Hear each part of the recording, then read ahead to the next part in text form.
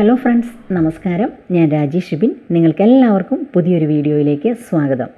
വീട്ടിൽ തിരക്കുള്ള ദിവസങ്ങളിൽ വളരെ പെട്ടെന്നും ടേസ്റ്റി ആയിട്ടും തയ്യാറാക്കിയെടുക്കാൻ പറ്റുന്ന ക്യാരറ്റ് മെഴുക്ക് പുരട്ടിയുടെ റെസിപ്പിയാണ് ഇന്ന് ഞാൻ നിങ്ങളുമായിട്ട് ഷെയർ ചെയ്യുന്നത്.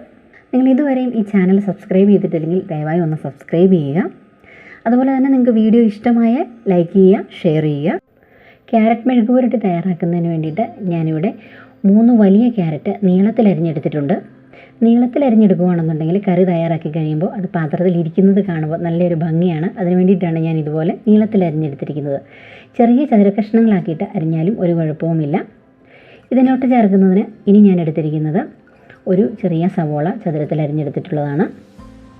ഇനി ഇതിലോട്ട് ചേർക്കുന്നതിനായിട്ട് ഒരു ചെറിയ കഷ്ണം ഇഞ്ചി ചെറുതായിട്ട് അരിഞ്ഞതും അതുപോലെ 6 അല്ലി വെളുത്തുള്ളി ചെറുതായിട്ട് അരിഞ്ഞതുമാണ് ഞാൻ എടുത്തിരിക്കുന്നത്. നല്ല എരിവുള്ള പച്ചമുളക് നോക്കി 3 എണ്ണം ഞാൻ ചെറുതായിട്ട് അരിഞ്ഞെടുത്തിട്ടുണ്ട്. ഇനി നമുക്ക് മെഴുക്ക് പുരട്ടി തയ്യാറാക്കി തുടങ്ങാം. അതിന് വേണ്ടിയിട്ട് ഞാനൊരു കടായി സ്റ്റൗവിൽ വെച്ചിട്ടുണ്ട്. നന്നായിട്ട് ചൂടായി കഴിയുമ്പോൾ ആവശ്യത്തിന് വെളിച്ചെണ്ണ ഒഴിച്ചു കൊടുക്കുക. ഞാനിപ്പോൾ 2 ടേബിൾ സ്പൂൺ വെളിച്ചെണ്ണയാണ് ഇതിലോട്ട് ഒഴിച്ചു കൊടുത്തിട്ടുള്ളത്. എണ്ണ ചൂടായി കഴിയുമ്പോൾ നമുക്ക് 1/2 ടേബിൾ സ്പൂൺ കടുക് ഇട്ട് കൊടുക്കാം. കടുക് പൊട്ടി കഴിയുമ്പോൾ നമ്മൾ ചതുരത്തിൽ അരിഞ്ഞു വെച്ചിരിക്കുന്ന സവോള ഇതിലോട്ട് ചേർത്ത് കൊടുക്കാം. 30 സെക്കൻഡ് സമയത്തോളം നമുക്കിതൊന്ന് വഴറ്റിയതിന് ശേഷം ഇതിലോട്ട് അരിഞ്ഞു വെച്ചിരിക്കുന്ന ഇഞ്ചിയും അതുപോലെ തന്നെ വെളുത്തുള്ളിയും കൂടി ചേർത്ത് മിക്സ് ചെയ്യാം.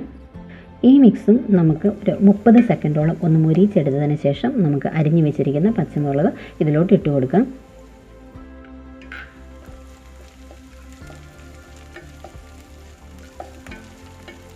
ഇതെല്ലാം കൂടി ഒന്ന് മിക്സ് ചെയ്തതിന് ശേഷം നമുക്ക് ഈ കറിയിലോട്ടുള്ള ആവശ്യത്തിന് ഉപ്പും അതുപോലെ തന്നെ കറിവേപ്പിലയും ചേർത്ത് ഒന്നുകൂടി ഇളക്കിയെടുക്കാം. ഇനി മെഴുക്ക് പുരട്ടി തയ്യാറാക്കുന്നതിന് വേണ്ടിയിട്ട് എന്തൊക്കെ പൊടികളാണ് ഇതിലോട്ട് ചേർത്ത് കൊടുക്കേണ്ടതെന്ന് നമുക്ക് നോക്കാം. ഞാൻ ഇതിലോട്ട് 1/2 ടേബിൾ സ്പൂൺ മീറ്റ് മസാലയാണ് ഇപ്പോൾ ചേർത്ത് കൊടുക്കുന്നത്. അതുപോലെ തന്നെ 1/4 ടേബിൾ സ്പൂൺ മഞ്ഞൾപ്പൊടി കൂടി ഇതിലോട്ട് ചേർത്ത് കൊടുക്കുന്നുണ്ട്. കറിയിലോട്ട് മസാലപ്പൊടികൾ ചേർത്ത് കൊടുക്കുന്ന സമയത്ത് നമുക്ക് ഫ്ലെയിം സിമ്മിലോട്ട് മാറ്റണം. അല്ലാത്ത സമയത്തെല്ലാം ഇത് മീഡിയം ഫ്ലെയിമിൽ വെച്ചിട്ടാണ് കുക്ക് ചെയ്തെടുക്കേണ്ടത്. പൊടികളെല്ലാം ചേർത്ത് നന്നായിട്ട് ഇത് ഇളക്കി യോജിപ്പിച്ചതിന് ശേഷം ചെറുതായിട്ടൊന്ന് മുരിഞ്ഞു കഴിയുമ്പോൾ നമ്മൾ നേരത്തെ അരിഞ്ഞു വെച്ചിരിക്കുന്ന ക്യാരറ്റിൻ്റെ പീസ് നമുക്കിതിലോട്ട് ഇട്ട് കൊടുക്കാം.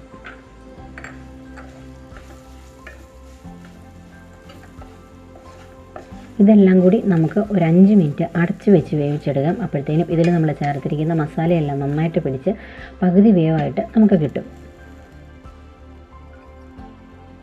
ഇനി ഇത് തുറന്നു വെച്ച് ഒരു 5 മിനിറ്റ് കൂടി നമുക്ക് ഇളക്കി ചെറുതീയിലിട്ട് നന്നായിട്ട് ഫ്രൈ ആക്കിയെടുക്കാം.